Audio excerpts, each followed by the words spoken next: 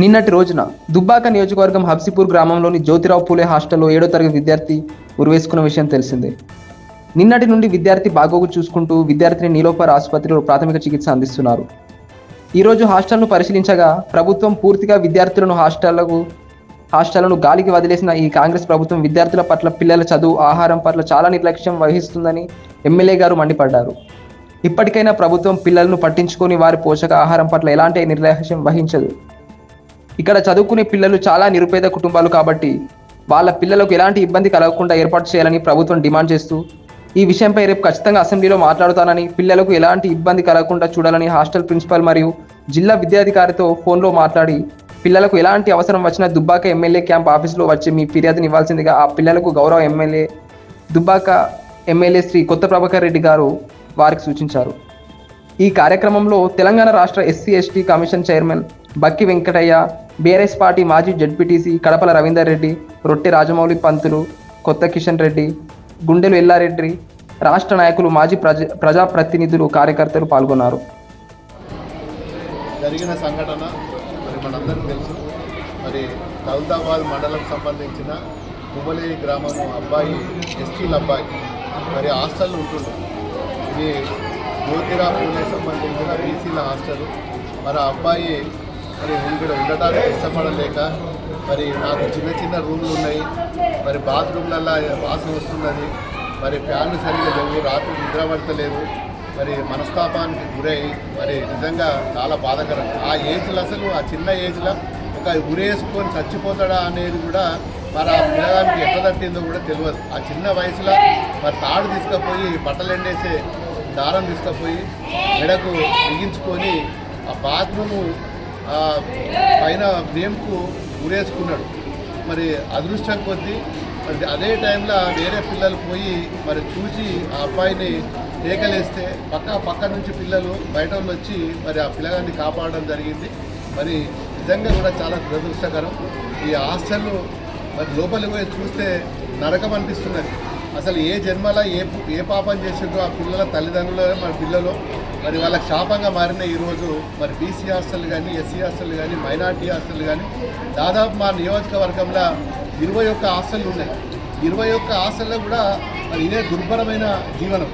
మరి నేను కూడా ఏమంటున్నానంటే, మీరు కొత్త స్కీములు తెస్తున్నారు, స్కిల్ ఇండియా అని, స్కిల్ డెవలప్మెంట్ అని, ఇంటిగ్రేటెడ్ హాస్టల్స్ అని రకరకాలుగా చేస్తున్నారు. సరే, అవన్నీ చేయండి, మాకేం అభ్యంతరం లేదు. ఈరోజు ఇన్ని హాస్టళ్ళు పెట్టుకొని కనీసము కొంచెమైనా కామన్ సెన్స్ ఉండాలి.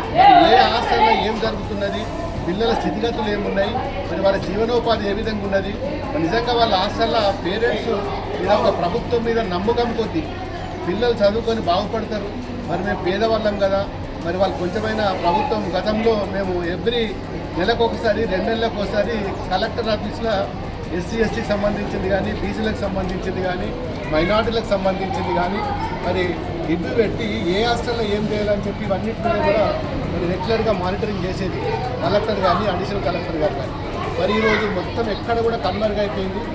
ఏ హాస్టల్లోకి పోయినా నీళ్లు లేవు, మరి కనీసం మాకు కరెంటు సరిగా రావట్లేదు, జనరేటర్ పనిచేస్తలేదు, మరి హీట్ వాటర్ సరిగా మాకు స్నానాలు చేసుకోవడానికి 4 రోజులు పాపం పిల్లలు. మొన్నటి వరకు చలికాలం, ఇప్పుడు ఎండాకాలం. చలికాలంలో అయితే ఘోరమైన పరిస్థితి. ఎవరైనా పుణ్యాత్ములు దాతలు ఉండి మరి గీజర్ కొనిస్తే పాపం ఆ గీజర్ పెట్టుకొని స్నానాలు చేసేది. మరి దానికి ఎన్నో ఇబ్బందులు పడేది. ఇవన్నిటిని పక్కకు పెట్టి మేమేదో ఇంటర్నేషనల్ స్థాయిలో మేము ఇంటిగ్రేటెడ్ చేస్తున్నాం అని చెప్పి ఈరోజు ఈ ప్రభుత్వంలో ఉన్న ముఖ్యమంత్రి కావచ్చు, మంత్రులు కావచ్చు, మరి వారికి ప్రజల మీద కానీ, విద్యార్థుల మీద కానీ ఏమాత్రం పట్టు లేదు. మరి ఈరోజు హాస్టల్ తిరిగి చూసినట్టయితే మరి వాళ్ళ పరిస్థితి మరి చాలా భయంకరంగా ఉన్నది. మరి లేదా మీకు చేత కాకపోతే హాస్టల్ ఎత్తేయండి, పిల్లలు ఏదో తిప్పలు పడి వాళ్ళు ఎక్కడి నుంచి అనిపించుకుంటారు. హాస్టల్ మూసేయండి. కానీ మరి ఈ జైల్లో పెట్టినట్టు పెడితే మరి ఆ చిన్న ఏజ్లో పాపం ఆడుకునే ఏజ్లో మరి జైల్లో పెట్టినట్టు పెడితే వాళ్ళు మరి డిప్రెషన్కి లోనై ఒక సైకోగా తయారవుతారు పిల్లలు. మరి దానికి నిదర్శనమే ఈరోజు ఆ చిన్న అబ్బాయి కూడా ఉరేసుకున్నాడంటే అసలు ఉరి వేసుకుంటాడా, ఉరి అనేది ఒకటి ఉంటుందా అని చెప్పి కూడా మరి ఆ అబ్బాయి ఎట్లా గ్రహించిండో కూడా తెలియదు. చాలామందికి అసలు ఆ చనిపోవడానికి అంత ఇండెప్త్గా ఆలోచించిందంటే మీరు ఒకసారి ఆలోచించాలి. చాలా దురదృష్టకరం. ఖచ్చితంగా మేము నిలదీస్తాం. రేపు అసెంబ్లీలో కూడా నేను ఈ విషయం మీద కూడా నేను ప్రస్తావిస్తాను. మరి ముఖ్యమంత్రి గారు ఈరోజు హాస్టల్ ఇండికేటెడ్ హాస్టల్ ఫౌండేషన్ వేసుకోవడానికి జనగాంలో కూడా పోతున్నాడు. మరి రేపు అసెంబ్లీలో కూడా మరి నేను దీని మీద ఖచ్చితంగా మాట్లాడుతున్నాను. ముందైతే మీరు ఉన్న వాటిని అయితే వీటిని బాగు చేయండి, తర్వాత కొత్త వాటి గురించి ఆలోచించవచ్చు అని చెప్పి ఖచ్చితంగా నిలదీస్తాం. అన్ని విషయాల్లో ఏ విషయమైనా కానీ మరి రైతుల పట్ల కానీ విద్యార్థుల పట్ల కానీ మరి ఇవన్నిటి మీద కూడా మరి మేము ఖచ్చితంగా నిలదీస్తాం. మరి మా బీఆర్ఎస్ పార్టీ మరి మేము హాస్టళ్ళ మీద కానీ రైతుల గురించి కానీ ఎప్పుడైనా అండగా ఉంటాం. ఖచ్చితంగా ఈ పేద విద్యార్థులు కూడా చదువుకుంటున్న స్కూల్లో కానీ కాలేజీలో కానీ మా పార్టీ ఎప్పుడు కూడా మీకు అండగా ఉంటుందని చెప్పి నేను ఈరోజు మరి ముఖ్యంగా ఈ హాస్టల్ మీద ఖచ్చితంగా